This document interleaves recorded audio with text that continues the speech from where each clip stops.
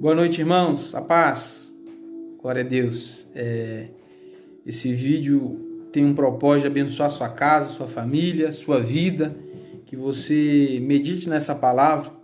A palavra tem sido fonte nesses dias de isolamento. Ela sempre foi fonte, mas talvez a gente esperou a sede aumentar para sermos saciados pela palavra. E quero liberar uma palavra sobre a sua vida.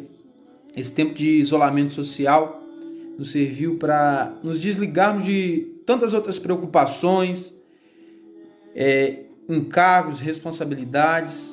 E o isolamento, ficar hoje com a família, você tem que encontrar prazer nisso. Você tem que se alegrar nisso. Por quê? Porque Deus só começará fora o que já começou a ser trabalhado dentro. Nós veremos sinais do lado de fora quando buscarmos por sinais dentro. Deus te convidou a parar talvez e os afazeres, as responsabilidades não te permitiram parar. E aí quando a gente não para por si mesmo, o Senhor nos força uma parada. E Deus parou todo o Brasil, todo o mundo.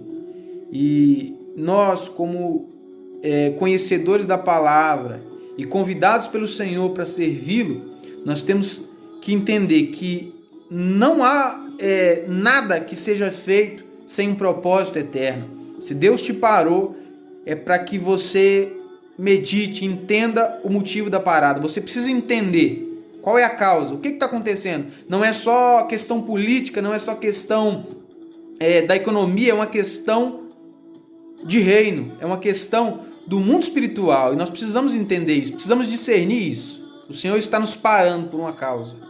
E, como eu disse, o isolamento social ele está sendo útil para que seja desencadeado as cadeias que estavam prendendo o nosso espírito. Talvez a angústia, a depressão, talvez você estava enfrentando um desses momentos, um momento de crise talvez financeira, e tantas coisas do lado de fora nos deixam desapercebidos que o nosso espírito clama por aquele que o deu vida, por aquele que deu vida para ele, por aquele que o soprou em nós. Nosso espírito clama pelo Pai. E você precisa se reconectar ao Pai, você precisa se ligar ao seu Senhor. Porque ainda que tudo do lado de fora esteja conturbado, esteja em crise, o seu espírito estará sendo saciado, você encontrará a vida. Por isso que quando Jesus disse que nem só de pão viverá o homem, ele estava entendendo que talvez o homem teria tudo ao seu alcance, mas ainda assim continuaria em angústia se não encontrasse pão para o espírito, não encontrasse alimento para a alma. E isso só o nosso Senhor pode dar. Então que esse tempo seja frutífero. Evangelho de Lucas, no capítulo 15, é o que eu quero compartilhar com você.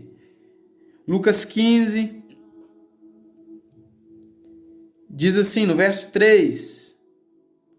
E Jesus lhe propôs esta parábola, dizendo: Que homem dentre vós, tendo 100 ovelhas e perdendo uma delas, não deixa no deserto as 99 e não vai após a perdida, até que ele venha achá-la, e achando-a coloca em seus ombros.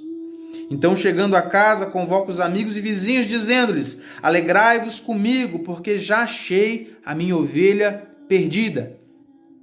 Digo-vos que assim haverá mais alegria no céu por um pecador que se arrepende, mais do que por 99 justos que não necessitam de arrependimento. Arrependimento, nós precisamos entender essa palavra. Arrependimento é quando eu escolho abandonar as velhas práticas, tudo aquilo que ofende o Senhor, tudo aquilo que a Bíblia considera como pecado. Quando, ainda que seja o pecado que você cometeu, qualquer um deles, o arrependimento é decidir não praticá-lo mais. O arrependimento é uma mudança de rota, o arrependimento é uma decisão. E isso, ele parte de você. O Espírito nos convence do pecado e nós decidimos uma vida de arrependimento.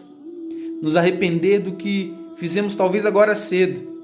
Escolher se arrepender. E o arrependimento genuíno, sincero, é aquele que decide dentro de si que não praticará mais. Ainda que aconteça uma queda, uma segunda queda, uma terceira queda, uma 10ª queda, A sua decisão foi lutar contra aquilo até a morte, até vencê-lo, até vencer esse pecado, até vencer aquilo que te escraviza, aquilo que tenta te dominar. Arrependimento. E o lindo de tudo, a Bíblia vai falar que o céu se alegra nisso. Quando um pecador se arrepende. Nós talvez temos uma pequena lembrança de uma noite de arrependimento. Quando você aceitou o Senhor como Salvador. Quando talvez em algum culto você ouviu o apelo, um convite do Senhor. Levantou as suas mãos, talvez chorando, e foi até o altar, até um líder.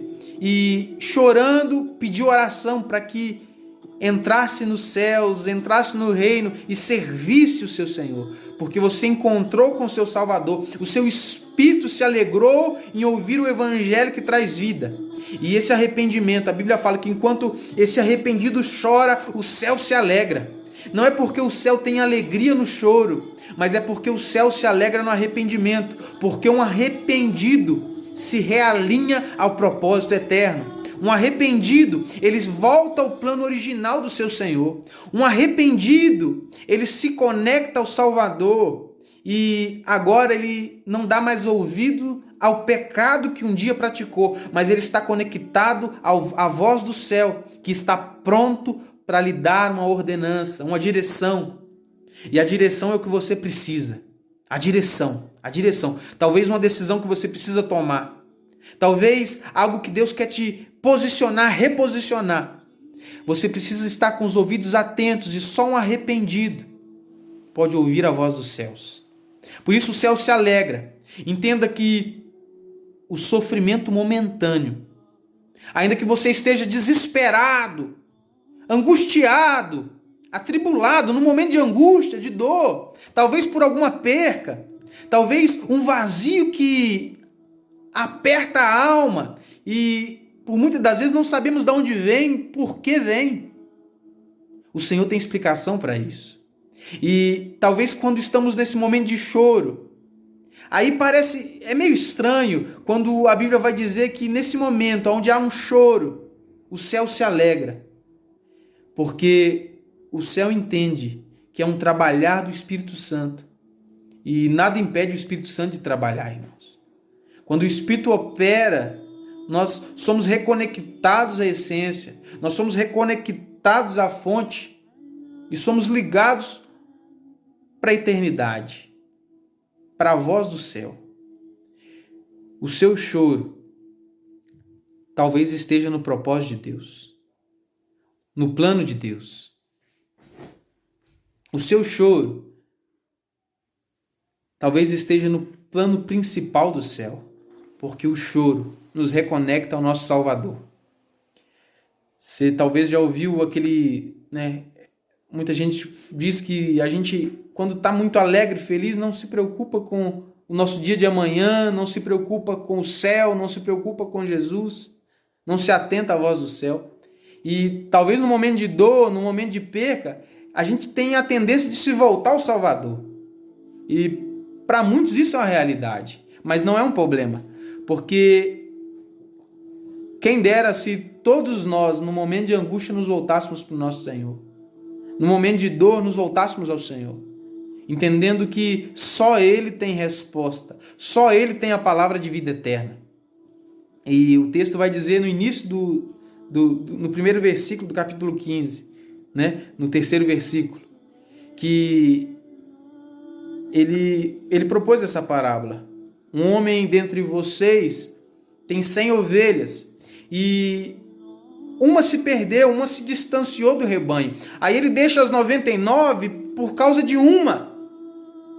Porque entenda que quando ele deixa as 99 e vai atrás de uma, essa uma vai ter um trabalho especial.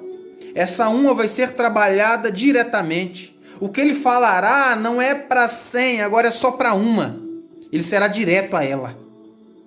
E quando o trabalho é direto, é no indivíduo, ele é mais profundo. Deus te tirou de dentro da igreja para te trabalhar dentro de casa. Deus te separou das 99 para te trabalhar no indivíduo, no particular.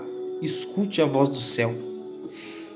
Essa noite você pode se achegar ao seu quarto, trancar sua porta e orar, clamar dizendo: Deus, o que o Senhor quer falar comigo? Eu estou só.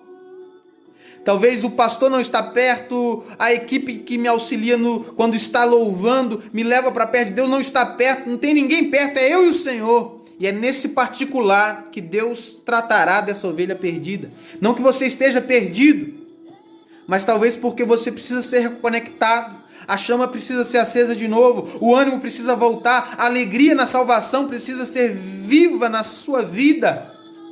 O evangelho precisa ser de novo intensificado no seu coração. Nós precisamos voltar no nosso ponto de partida. E esse momento é para isso. Volte ao ponto de partida. No lugar onde você só tem o seu Deus. No seu esconderijo, no esconderijo do Altíssimo, seja tratado pelo Senhor, escute a voz dele, se arrependa, é tempo de arrependimento, porque nós vamos sair dessa como uma igreja viva, forte e eficaz, que entenderá o poder e a autoridade que lhe foi entregue. Nós estamos sendo recolocados, reposicionados, mas nós precisamos entender a voz do céu. Se ele te tirou do meio das 99, se ele te permitiu sair do meio das 99, é porque ele quer te tratar no particular. É aí dentro, no secreto. Como eu disse no início, o isolamento social está desencadeando o nosso espírito para o mundo espiritual. Se atente a isso. Nós podemos nos ocupar com tantas outras coisas nessa quarentena, mas escolha ser fortalecido e vivificado pelo seu Senhor, porque dias gloriosos estão por vir, irmãos. Eu creio no que eu estou dizendo, tenho certeza e convicção disso. Virá um tempo de glória sobre a igreja brasileira, sobre a nossa igreja. Virá um tempo onde o Senhor soprará no meio do teu povo e todo deserto, todo processo, ele tem um propósito de nos tratar. Faça da sua quarentena os 40 dias no deserto, um tempo de provação, fortalecimento e comunhão. Que tudo isso gere força e glória sobre a sua vida. É tempo de nos alinharmos ao nosso Senhor. Se arrependa de todas as velhas práticas, se arrependa de tudo aquilo que tem ferido a santidade do Senhor, se arrependa de tudo aquilo que tem te distanciado do seu Salvador e se reconecte ao Senhor, porque Ele está de braços abertos. Isso é só mais uma oportunidade. Ele te parou para não te perder. Ele te parou para você não parar tudo que estava sendo construído em você. Ele te parou para te reconectar ao plano original. Aleluia! Ele te parou para se reconectar à sua casa. Porque alguém que tem casa, ele serve de amparo. Ele vai ser um amparo para alguém, porque ele entende do lar, ele entende a sua casa, ele sente os seus. Ele conhece as necessidades dos seus. Glorifique a Deus por isso e desfrute desse momento, irmãos. Desfrute disso. Desfrute dessa etapa. O céu se alegra. É o que a gente lê. O céu se alegra por um arrependido. Um pecador que se arrepende. O céu se alegra. O céu se alegra.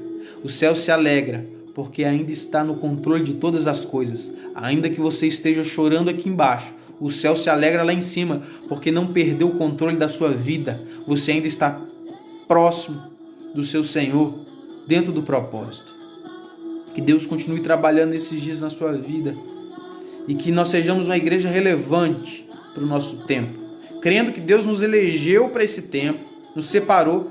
Você não é diferente da importância de Abraão no seu tempo, de Moisés no seu tempo, de Davi no seu tempo. Você é importante agora, como eles foram naquele tempo. Então, faça valer a pena, seja útil na mão do Senhor. Seja útil para que o Senhor seja glorificado. Que Deus abençoe. Vamos continuar ministrando, adorando o Senhor. Tenho certeza que o Senhor tem muito mais para liberar sobre nós. Deus abençoe, irmãos.